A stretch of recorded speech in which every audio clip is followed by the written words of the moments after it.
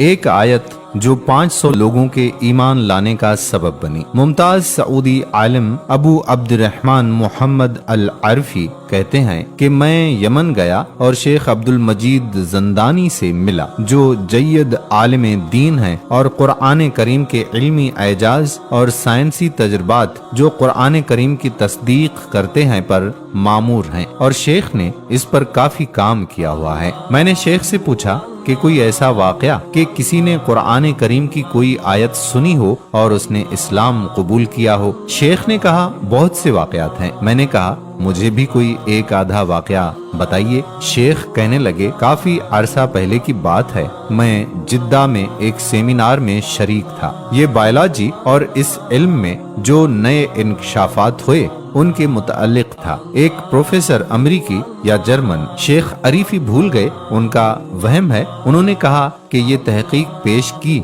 कि इंसानी आसाब जिसके जरिए हमें दर्द का एहसास होता है उनका ताल्लुक हमारी जिल्द के साथ है। फिर उसने मिसालें दी कि मिसाल के तौर पर जब इंजेक्शन लगता है तो दर्द का एहसास सिर्फ जिल्द को होता है, इसके बाद दर्द का एहसास नहीं होता। इस पर प्रोफेसर की बातों का लबे लुबाब यही था कि इंसानी जिस्म में दर्द का मरकज और दर्द का एहसास सिर्फ जिल्द तक महदूद है। जिल्द और चमड़ी के बाद गोश्त और हड्डियों को दर्द का एहसास नहीं होता। शेख जिंदानी कहते हैं कि मैं खड़ा हुआ और कहा प्रोफेसर, ये जो आप नई तहकीक लेकर आए हैं, हम तो 1400 साल से पहले आगाह हैं। प्रोफेसर ने कहा कि ये कैसे हो सकता है, ये नई तहकीक है जो तजुर्बात पर मबनी है और ये तो 20-30 साल पहले तक किसी को पता ही नहीं था। शेख जिंदानी ने कहा कि हम तो बहुत पहले से ये बात जानते हैं। उसने कहा वो कैसे? शेख ने कहा कि मैंने कुरान की आयत पढ़ी जिसका तर्जमा है, जिन लोगों ने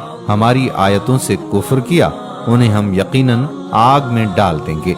जब उनकी खालें पक जाएंगी हम उनके सिवा और खालें बदल देंगे ताकि वो अजाब चखते रहें। यकीनन अल्लाह ताला गालिब हिकमत वाला है। बहवाला सूरतुन निसा आयत नंबर 56। यानी कि जब अहले जहन्नुम की जिल्द और खाल जल जाएगी तो अल्लाह ताला नई जिल्द और खाल देगा ताकि नाफरमान लोग अजाब का मजा चखते रहें। मालूम हुआ कि दर्द का मरकज जिल्द है। शेख कहते हैं कि जब मैंने ये आयत पढ़ी और तर्जमा किया, वो प्रोफेसर सेमिनार में मौजूद डॉक्टर्स और प्रोफेसर से पूछने लगा कि क्या ये तर्जमा सही है। सबने कहा तर्जमा सही है। वो हैरान परेशान होकर खामोश हो गया। शेख जिंदानी कहते हैं कि जब वो बाहर निकला तो मैंने देखा कि वो नर्सों से पूछ रहा था जो कि फिलिपाइन और बर्तानिया से ताल्लुक रखती थीं कि मुझे इस आयत का तर्जमा बताओ। उन्होंने अपने इल्म के मुताबिक तर्जमा किया। वो प्रोफेसर ताज्जुब से कहने लगा सब यही तर्जमा कर रहे हैं। उसने कहा कि मुझे कुरान का तर्जमा दो। शेख कहने लगे मैंने उसे एक तर्जमे वाला कुरान पाक दे दिया। शेख जिंदानी कहते हैं कि ठीक 1 साल के